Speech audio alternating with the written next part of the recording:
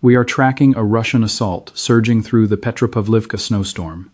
An MTLB led the thrust, followed closely by buggies and ATVs packed with hostile stormtroops. But the vehicle count wasn't what sent a chill down the Ukrainian defensive line. It was the exact second our drone feeds started stuttering, breaking into heavy interference, and losing rhythm right as that strike formation accelerated toward the trench lines. Within minutes, the severe weather became natural cover. Electronic warfare turned the low sky completely blind, leaving our artillery without clear coordinates and frontline squads waiting in total silence. Up above the storm layer, a secondary reconnaissance drone hunted for enemy heat signatures, forcing our drone operators to power down just to survive, then scramble to pull those attackers into a narrow kill zone that we already had locked in. So, where did we pick up the first clear signal? And why did that lead vehicle decide the fate of the entire column? Stick with me to find out. At first light over the Kupiansk sector, a reconnaissance drone from the 14th Mechanized Brigade held a safe altitude, running a steady scan across Petropavlivka. Our operator swept the tree line, those frozen field lines, and the narrow approach roads feeding right into our forward trenches. Heavy snow gusts kept blinding the lens, forcing the operator to repeat the arc twice, hunting for steady heat trails. Every single pass sharpened the intel, separating hostile vehicles from tree stumps and fires. The mission was straightforward: build an early threat picture before that movement reached close range. That drone held high enough to dodge small arms fire, but low enough to keep the visual feed readable through the brutal blowing snow. We run that balance daily now, since every extra kilometer of standoff protects the drone, even if it degrades the target detail. The picture we finally pulled did not look like your classic armored column. A lead MTLB pushed up the axis, throwing a heavy heat signature, while a trail of lighter vehicles followed in a loose formation. Multiple ATVs and buggies hauled assault troops, packed tight and totally exposed, trading armor for pure speed. This formation was a massive signal. Light carriers chew through that frozen winter mud way faster than heavy tanks. Plus, they scatter across tracks, complicating our first target count. Even before we could confirm every single vehicle, the tactical pattern screamed multiple assault groups, preparing to dismount and push toward treeline cover. Our first warning hit right through that thermal image. Visibility was garbage, and the heavy storm completely softened target edges, so those heat signatures blurred together, then snapped sharp for a brief second when our drone adjusted its angle. Our operators hunted for repeatable cues: engine glow, vehicle spacing, and tracks converging right at our trench line. We always check for thermal decoys or civilian heat sources that could trigger a bad call. Let's look closely here. We cross-checked maps and field reports against the live feed, matching their movement to known approaches. Because a bad assumption right now means dropping artillery on an empty grid. But this convoy's direction and deadly cadence were absolute. This force wasn't circling, and it definitely wasn't probing from a safe distance. They were closing on our trench network with lethal intent, compressing our decision window minute by agonizing minute. The brigade faced an immediate nightmare. A fast, light spearhead tries to breach before we can establish a clean targeting chain, forcing a brutal close-quarters fight where our heavy artillery loses its lethal edge. Right now, that lead MTLB mattered most. It dictated the assault rhythm and anchored the entire column, giving us a massive, clear reference point to track. But detection was just phase one. The real test was whether we could keep that sky open long enough to feed live warnings down to our grunts in the mud. And the tactical clock was already running. Russian command didn't need heavy numbers near Petropavlivka. They deliberately chose the exact hour when the freezing weather did their operational concealment for free. A blinding snowstorm kills our sightlines, destroys thermal contrast, and turns the battlefield into a flat sheet where confirming hostile movement is a nightmare. That matters on a front where early recognition dictates whether our response starts early or far too late. In this specific engagement, the storm acted as natural armor, helping that light assault group push forward without giving us clean silhouettes. Their timing was a psychological play. Frontline units naturally expect fewer complex hostile maneuvers when drone visibility is practically grounded. Once the weather degrades our decision window, sheer speed becomes their secondary weapon. Hostile ATVs and buggies sprint across broken winter ground. Let us track this live. They bypass frozen craters and icy ruts that trap heavier armor. That erratic movement is highly tactical. It breaks target lock, keeping them out of crosshairs and ruining our rangefinders. Spreading out forces our defenders to blindly guess the main thrust. Now, note the third threat sitting on that lead transport. That armored tractor spearheads the charge, but it also hauls gear specifically designed to scramble the airspace right above the frozen ground. This mobile electronic warfare node deploys an invisible moving blackout curtain. It brutally shreds the control signals and vital data links keeping our drones airborne. They do not need a total signal kill. Even partial disruption turns a crystal-clear tactical feed into a completely useless blur. With unstable video and broken telemetry, our recon operators only see ghost shapes. We lose the steady video feed required to authorize and execute precise strikes. This is their jamming advantage. Our troops have the heavy firepower loaded, but the kill chain demands absolutely flawless targeting coordinates. Out in the freezing trenches, seconds kill. A rapid assault force closes hundreds of meters while we struggle to regain camera stability, verify the route, and relay a solid firing solution. The tactical damage stacks up. Every glitch demands verification, burning critical seconds, and those seconds compound while the hostile convoy surges closer. Heavy snow totally wrecks our thermal optics. The flakes scatter heat signatures, masking those approaching engines. Our operators crank the gain. That cranks up visual noise, creating ghost targets that flash and disappear. Meanwhile, this light convoy exploits our blinded sensors. Unlike heavy tanks, they never halt to deploy bridges or recover bogged-down units. They just need one uninterrupted sprint into grenade range. After that, any artillery correction is dead wrong. Command notes the Russian advance rhythm stays brutally simple. The lead armored tractor anchors their vector and speed, dragging light buggies right underneath its protective electronic warfare bubble. The hostile formation scatters across open ground, then violently tightens up when a dirt road or tree line guarantees rapid progress. This tactical flow ensures rapid deployment. Infantry jump out near hard cover, form up visually, and violently assault our closest trench line. It eliminates friendly fire risks. That lead transport acts as a vital beacon when zero visibility hits. Freezing gales batter our hardware. Drone batteries die instantly. Ice glazes the optics, while brutal wind shears blow our light recon drones off station. In this soup, even weak enemy jamming feels overwhelming.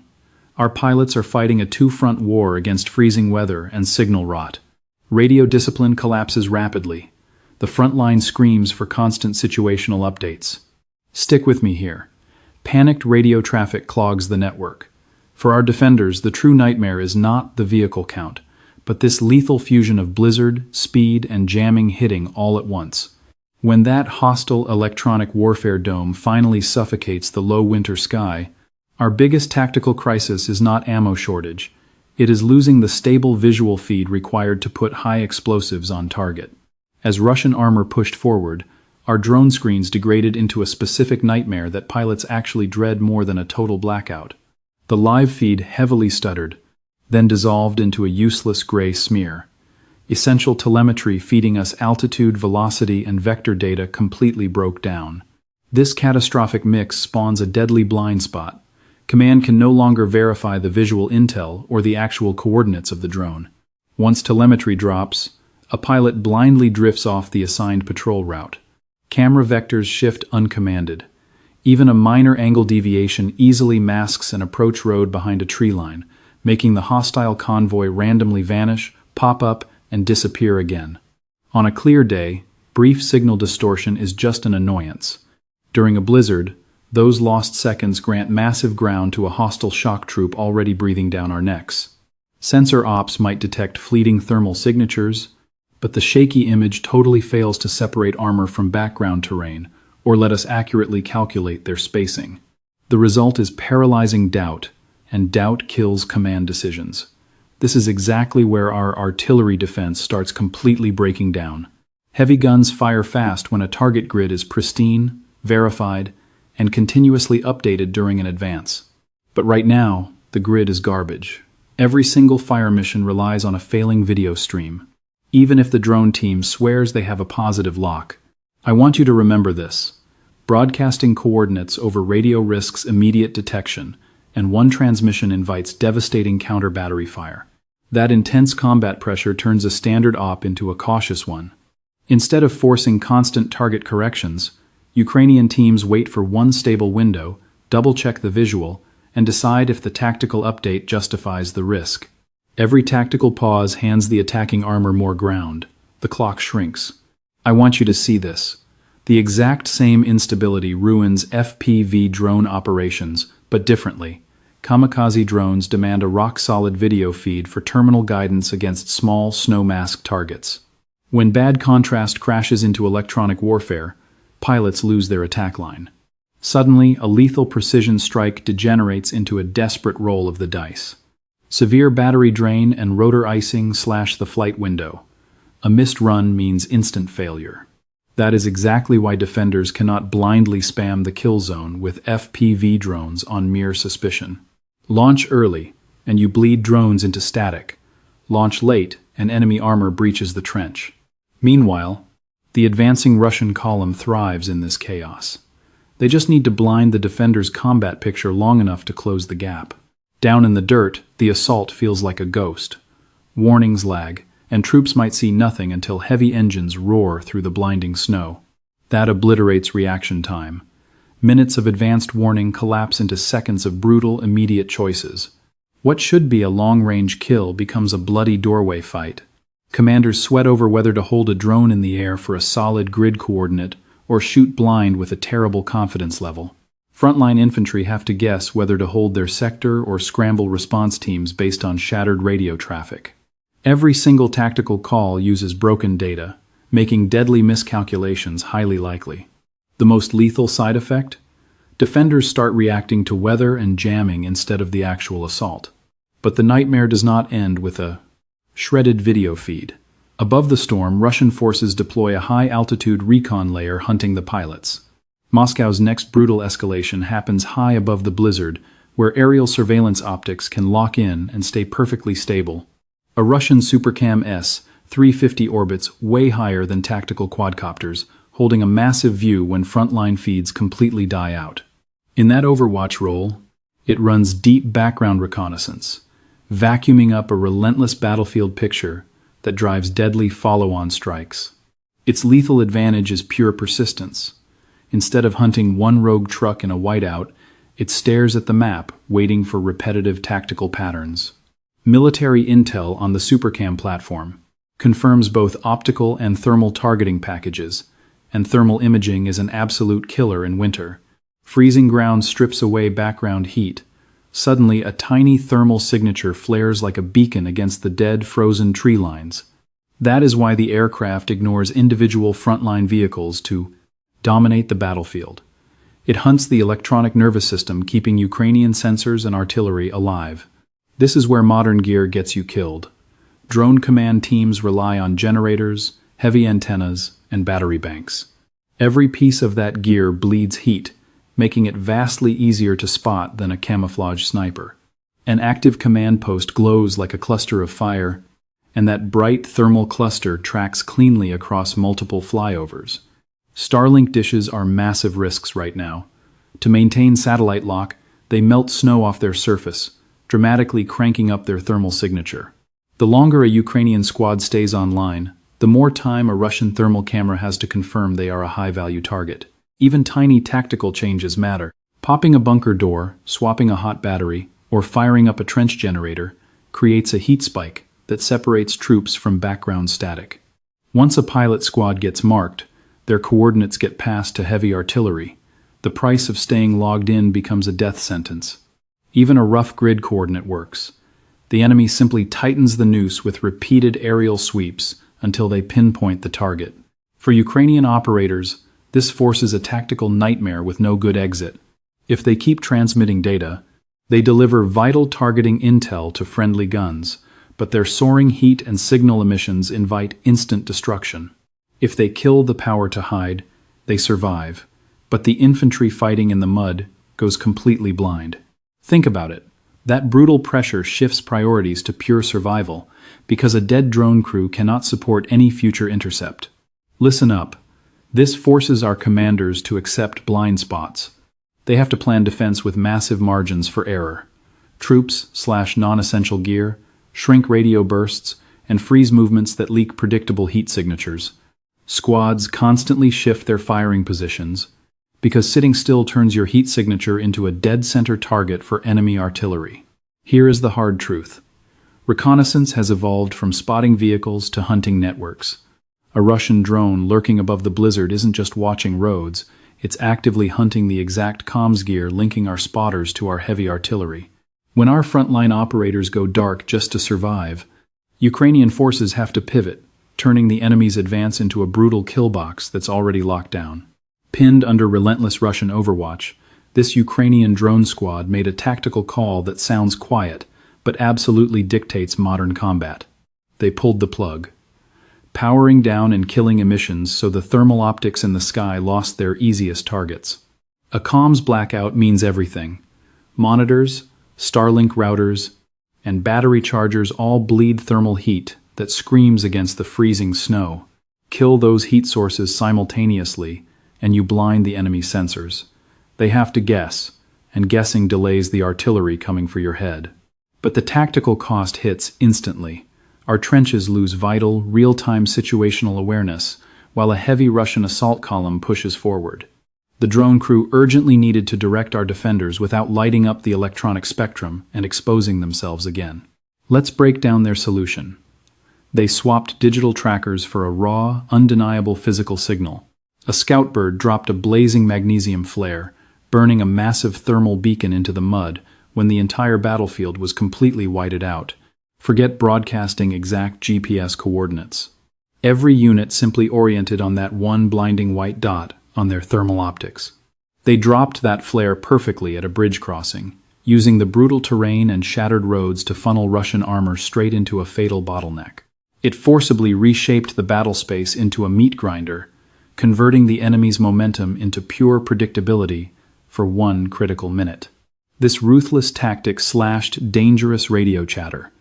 That burning flare was the only target brief required. It also gave a rock-solid reference point to scattered squads pinned by snowstorms, sinking spotters, mortar teams, and grunts holding the frozen trenches. But it's risky as hell. A blazing heat source draws fire from everyone on the map. That is why precision placement matters, dropping it near enough to trap the convoy, but far enough away to keep our dug-in positions hidden. With the trap set and burning, commanders had to time the ultimate strike before those vehicles scattered past the bridge. A strike drone armed with a devastating thermobaric rocket warhead launched straight at the beacon, flying deck level to avoid radar and duck the brutal winter crosswinds. Hugging the dirt like that also shields the control link from aggressive Russian electronic warfare, but drastically spikes the danger of rifle fire or flying blind into a wall of blowing snow. The operator knew the video feed would stutter. That final, lethal dive relied entirely on split-second windows of visual clarity. That is exactly why they stopped trying to chase moving armor through heavy signal jamming. The new operation was to drag the convoy over a rigged crosshair, executing the kill inside a tight, heavily controlled zone. This combat footage proves it. Basic physical markers, brutal terrain, and perfect timing defeat high-tech sensor jamming every time. But the best kill zone on Earth won't break an entire assault column, unless you hit the critical target. The point vehicle dictates the momentum and shields the convoy. The strike drone hunted down that lead Russian transport, the video feed glitching violently between sharp target locks and heavy static. The pilot held the deck, using tree lines to navigate while a storm of desperate rifle fire erupted from the troops below. Those bullets didn't have to connect to be deadly. Near misses rock the drone's frame and force wild, destabilizing flight corrections. The driving snow added brutal aerodynamic friction, forcing our pilot to execute a dead-simple attack run instead of hunting for some textbook weak spot. In those last chaotic seconds, the operator rammed it straight at the hull. Electronic warfare was rapidly devouring their control link. Here's the critical takeaway. It impacted the troop bay, detonating inside that metal box instead of splashing harmlessly outside. That specific detail multiplied the casualties, since, inside these transports, immense pressure and heat turned basic fuel and combat gear into deadly secondary hazards. In seconds, that lead track was completely neutralized, killing the critical jamming package strapped onto its hull. That strike instantly stripped away their primary guide for formation. For the trailing assault forces, this wasn't just losing a piece of armor. They lost the invisible electronic shield, keeping them alive while pushing through this thick winter whiteout. Once that electronic shield collapsed, the entire Russian column pushed forward, totally exposed, pinned down inside a tight winter choke point near the bridge. Buggies and quads need room to maneuver, but this frozen route had zero shoulders and deep snow trapped them. The burning wreck forced panic braking, causing the convoy to bottleneck into a dense cluster with absolutely nowhere to go. Think about the chaos. Drivers scanning for mines, frozen ruts, and attack drones all at once. That overload paralyzed them. Machines crashed into each other or slid out into icy ditches. The hesitation created a massive roadblock. Assault momentum totally collapsed, and out here on the front line, stalling means dying. Stationary metal is effortless to track and destroy. The entire offensive stalled out immediately. Infantry had to bail out into terrible cover and try reorganizing under heavy incoming fire. Watching smoke pour from that kill zone, a brutal tactical reality set in. This wasn't just a lucky kill. Ukrainian operators found a repeatable system to shatter rapid assaults by ripping out the formation's tactical brain. Let's trace the kill chain together. A Ukrainian reconnaissance bird picked up this light Russian assault element pushing hard. Heavy snowfall and severe Russian jamming quickly blinded the sensors and choked the kill chain. As visual feeds died, Russian commanders scrambled high-altitude drones just to hunt for thermal signatures, which instantly exposed their own operators to deadly counterstrikes. Ukrainian forces countered with a total radio blackout. They planted a thermal marker right at that bridge choke point, setting a trap that guided the lethal drone strike on that lead track, and killing that lead vehicle wiped out the electronic warfare dome, leaving the entire trailing assault element completely unprotected.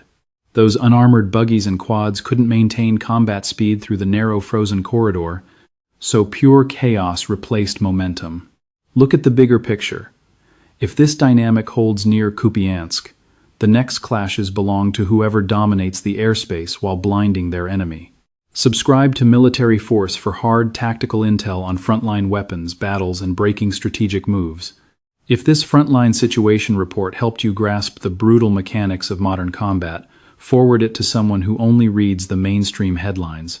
Drop a question below for our next briefing on military de-escalation and how we protect civilian lives. Stay sharp.